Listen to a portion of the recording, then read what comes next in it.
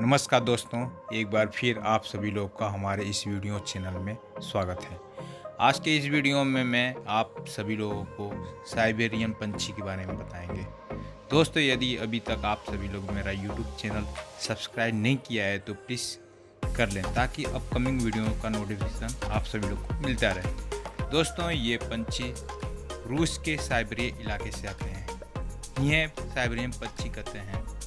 ये आपको हजारों की संख्या में नज़र आएंगे। ये ऐसे पंछी हैं जो हवा में उड़ते हैं और पानी में भी तैरते हैं। सफ़ेद रंग के इन पंछियों का चोंच और पैर नारंगी रंग का होते हैं। साइबेरियन बहुत ही ठंड जगह है, जहां नवंबर से मार्च तक का टेम्परेचर 0 से 50 से 60 डिग्री नीचे आ जाता है।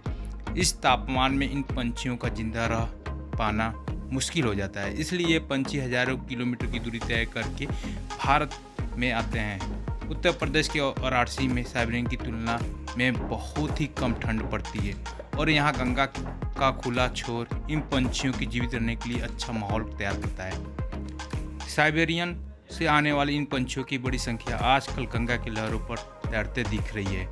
सैलानियों की संख्या वाराणसी में वैसे भी कम नहीं है, लेकिन जैसे इन पंछियों का आवाज़ सुनते हैं, इनके पास पहुंचकर दाना खिलाने के लिए दौड़े चले आते हैं। सर्दियों के मौसम में वाराणसी में इन पंछियों की कई प्रजातियां देखने को मिल जाती हैं। इस दौरान करीब 3 महीने तक साइबेरियन पंछी यहां प्रवास करते हैं और गर्मियों की छुट्टी में के वक्त एक लंबी उड़ान के बाद वापस अपने घर लौट जाते हैं।